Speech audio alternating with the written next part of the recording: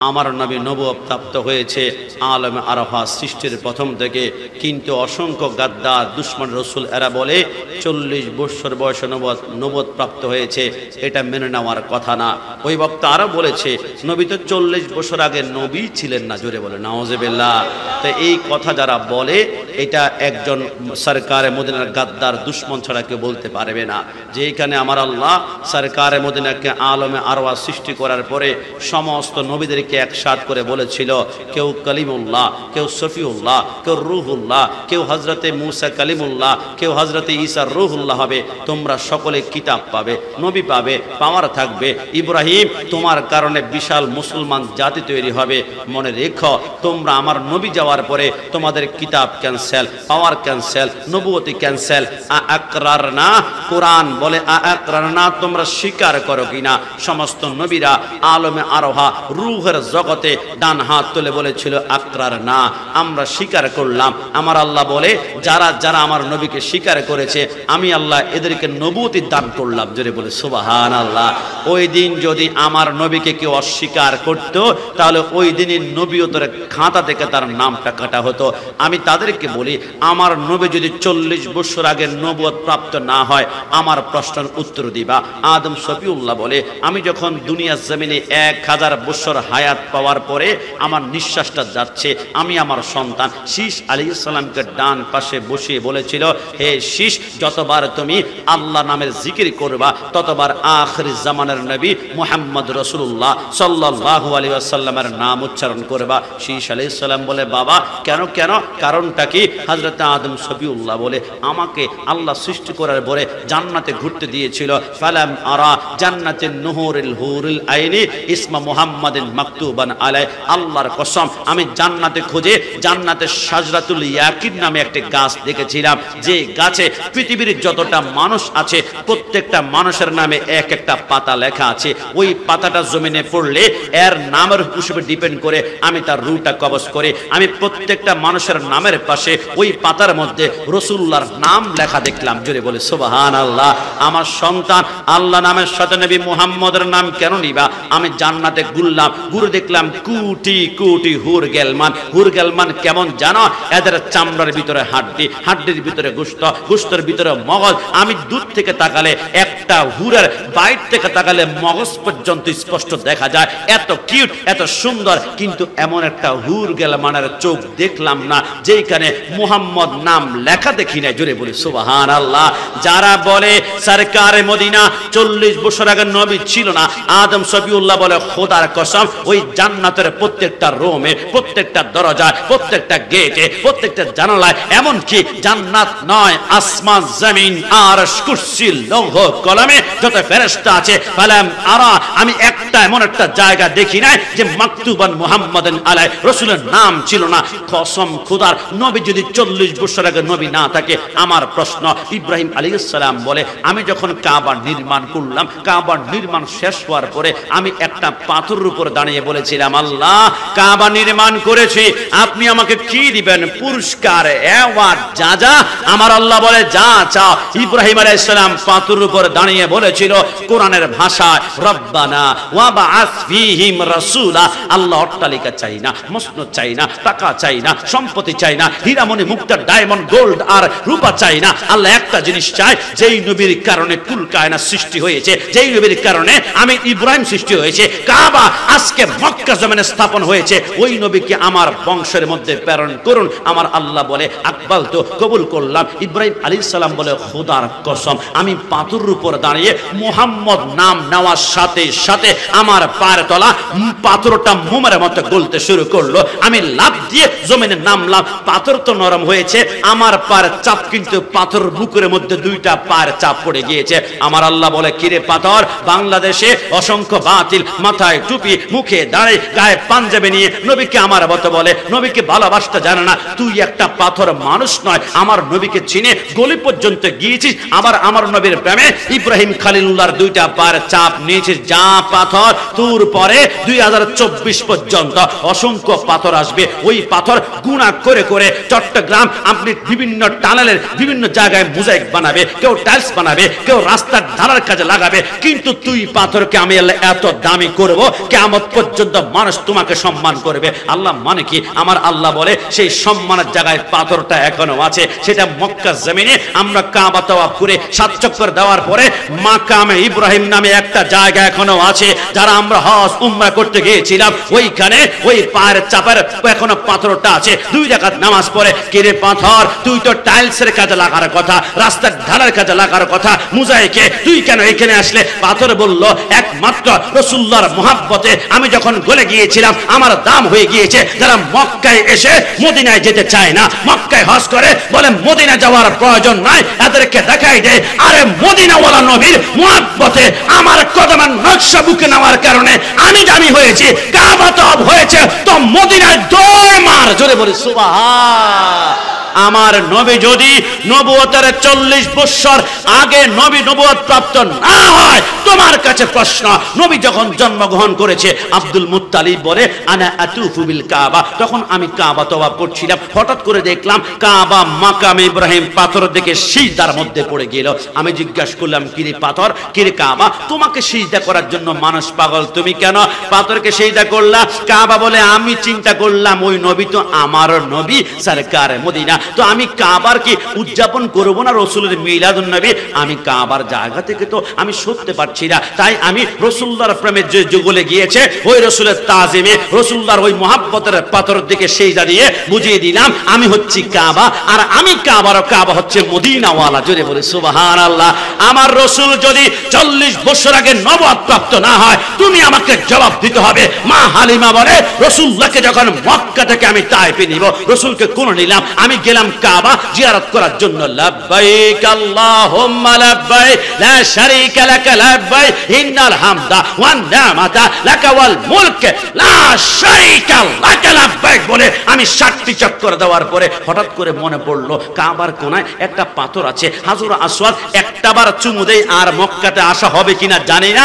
আমি যখন পাথর দিকে হাঁটছি এখনো পাথর দেখে আমার দূরত্ব 7 হাত। আমি রাসূলুল্লাহকে কোলে, শিশু নবীকে কোলে, 10 দিনের সন্তানকে কোলে নিয়ে আমি কাবার দিকে যাচ্ছি। কসম খোদার, সানাউল্লাহ ফানিপতি রাহমাতুল্লাহ আলাইহি তাফসিরে মাজারিতের মধ্যে লেখে আল্লাহর কসম, মা হালিমা বলে আমি দেখলাম ওই পাথর কাছে যাওয়ার পূর্বে আমি দেখলাম পাথরটা দৌড়ে এসে নবীজির ঠোঁট চুমাতে শুরু করলো। জোরে বলে সুবহান।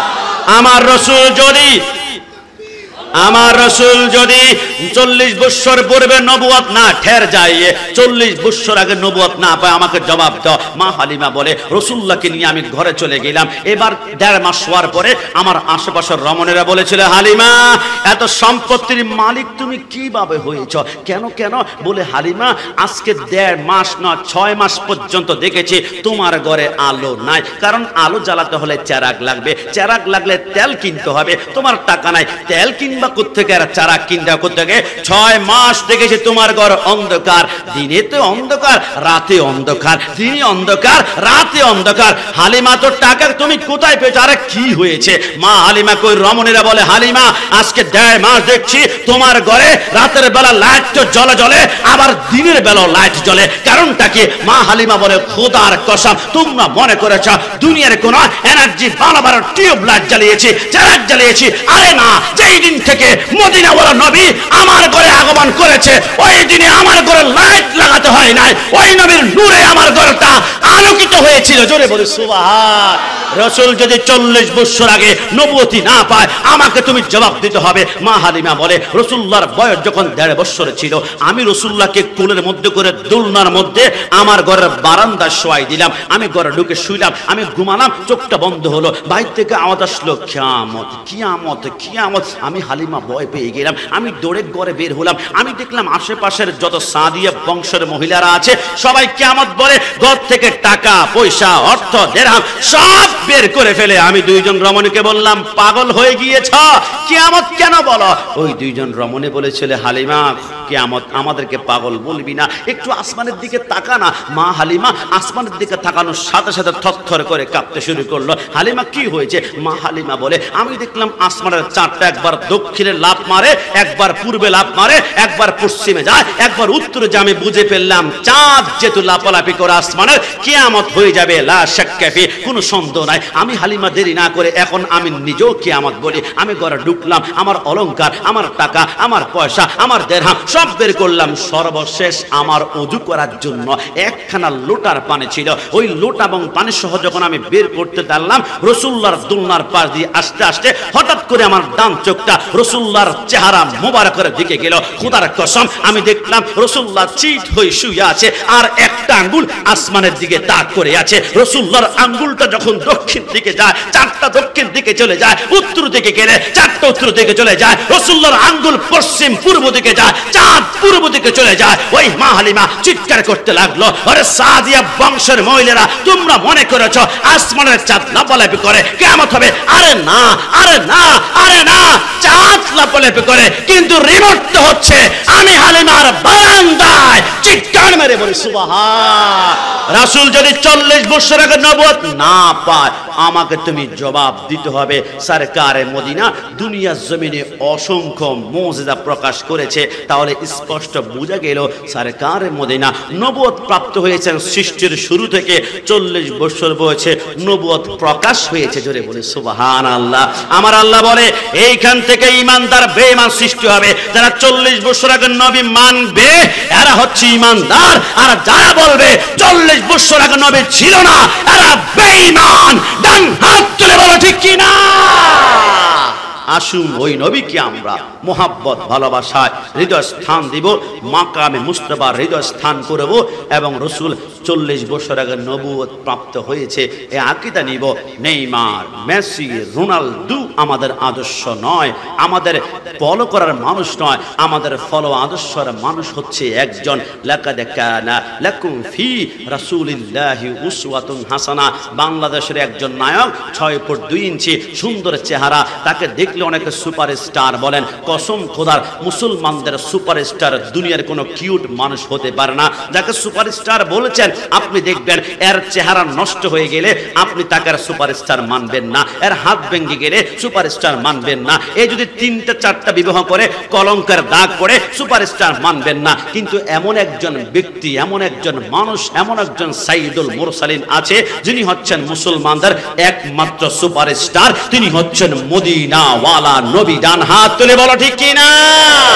এজন্য যুবক তোমাদের পায়ে ধরি, আশা মুসলমানদের একজনকে ফলো করব। চুলের কাটিং নবীকে ফলো করব, হাঁটার স্টাইল নবীকে ফলো করব, হাসার সময় হা হা না হেসে মুস্কি হাসবো, নবীকে ফলো করব। আমার নবী বলে 2টা সুন্নাত তোমরা আমি রাসূলুল্লাহর ঘরে ঢোকার সময় ব্যবহার করো, আর বের হওয়ার সময় তোমার ঘরে টাকা লাগবে না, ইলিশ মাছ, লইট্টা মাছ, ভিআইপি খাওয়া লাগবে না, এসি লাগবে না, তোমার ঘরে শান্তি ঢুকবে। নবী কি আমার রাসূল বলে ঘরে ঢোকার সময় স্ত্রীর দিকে তাকিয়ে সালাম দিবা, আসসালামু আলাইকুম ওয়া রাহমাতুল্লাহ। সালামটা দিয়ে স্ত্রীর দিকে তাকিয়ে আস্তে করে একটা মুস্কি হাসি দিবা। তো পরে তুমি ঘর থেকে যখন বের হবা, স্ত্রী মুস্কি হাসি দেখলে সারাদিন যত ক্লান্ত আছে, কষ্ট করেছে, রান্না করেছে, বাচ্চা কন্ট্রোল করেছে, সব ভুলে যাবে। আবার বের হওয়ার সময় স্ত্রীর দিকে তাকিয়ে আসসালামু আলাইকুম বলে সালাম দিবা, মুস্কি হাসি দিয়ে বের হবা।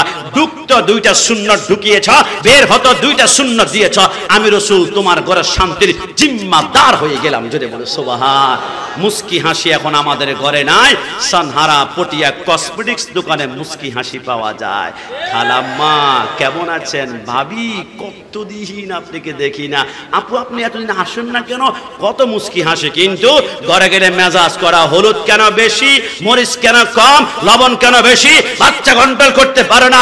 আরে না, এটা ইসলাম হতে পারে না। নবীকে অনুসরণ করো, টাকা লাগবে না, পয়সা লাগবে না, তোমার ঘরে এসি টাইলস লাগবে না, চনের ঘর, কাঠের ঘর, তোমার ঘরে খেরের ঘর, কসম খোদার জান্নাতের বাগান হবে। জোরে হবে সুবহান।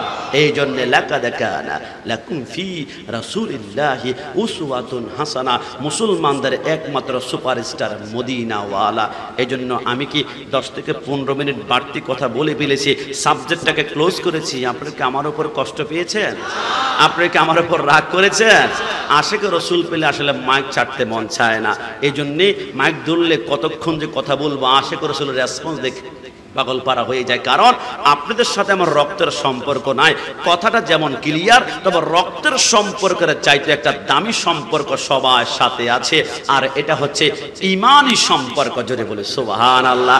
আমি যদি এখন আমেরিকার কোন জঙ্গলের মধ্যে গিয়ে আফ্রিকান কোন ব্যাটু একদম কালো একটা যুবককে দেখি, নবীকে দাঁড়িয়ে ইয়া নবী সালাম আলাইকা দিচ্ছে, আমি জীবনও তাকে দেখি না, আমি চিনো না, চিনার দরকার নাই। নবীকে চালান দিয়েছে তো তাকে আমি টান দিয়ে বুকের সাথে লাগাই ফেলবো, কারণ তার সাথে আমার রুহানি ঈমানি সম্পর্ক। আর আমার মা, আমার বাবা, জন্মদাতা পিতা হয়ে যদি আমার নবীর বিরুদ্ধে কথা বলে, তাদের জিহ্বা টান দিয়ে ছিঁড়ে ফেলতে আমরা এক সেকেন্ড দেরি করব না। ডান হাত তুলে বলো ঠিক কিনা? কারণ আপনাদের সাথে আমাদের ঈমানি সম্পর্ক, যে সম্পর্ক কিয়ামতের ময়দানে টিকে থাকবে, হাউজে কাউসারও টিকবে। আমরা প্রার্থনা করি আল্লাহ আল্লাহ আল্লাহ, সনহারা ফটিয়াতে আমরা যেইভাবে এখন বসা আছি, আহলে বাইতের মুহাব্বত, নবীর মুহাব্বত, আল্লাহর মুহাব্বত, ভালোবাসায় জান্নাতে রাসূলুল্লাহর সামনে এইভাবে আমরা বসে থাকতে পারি। সবাই উচ্চ কণ্ঠে চিৎকার মেরে একবার বলি আমিন।